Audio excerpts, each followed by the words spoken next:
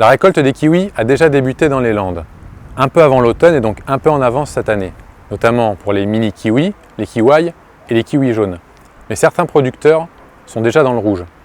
Depuis plusieurs années, de nombreux kiwiculteurs et agriculteurs souffrent dans le sud des Landes, notamment dans le secteur de l'Adour ou des Gaves Réunies, à cause des inondations répétées.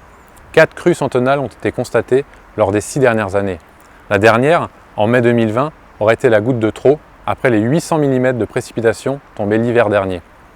Sur le territoire de la communauté de communes du Pays d'Orthe et d'Arrigan, 150 hectares ont été touchés sur les 350 hectares cultivés, principalement dans le secteur de Pérorade, Sordes-l'Abbaye et Coneille.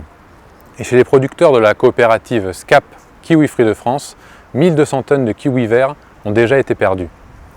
L'accumulation d'eau tombée ces dernières années a provoqué une asphyxie racinaire dans de nombreux vergers, qui ont vu naître un nouveau champignon, le pythium. La seule solution, arracher, nettoyer, réaérer le sol et replanter. C'est un énorme coup dur pour la trentaine de kiwiculteurs touchés qui jonglent entre colère et désarroi. Certains, je les cite, n'avaient jamais vu ça en plus de 40 ans. Arracher pour eux, ça signifie 6 à 8 ans sans fruits. Ça signifie aussi des dépenses pour replanter, mais pas de revenus. C'est pourquoi la colère monte et des banderoles fleurissent à Pérorade.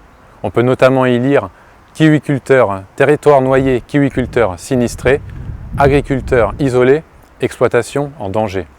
Le but, alerter les pouvoirs publics pour trouver des solutions. Mais rien n'est simple dans cette zone du département. La préfecture a rappelé que l'entretien des cours d'eau et la gestion des inondations dépendaient de la communauté de communes.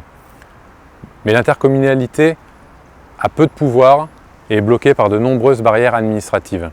Certains élus expliquent que la préfète leur a dit qu'elle permettrait des autorisations quand la communauté de communes présentera un dossier bien ficelé. C'est pourquoi de nouvelles réunions sont prévues prochainement entre les différents acteurs pour trouver des solutions.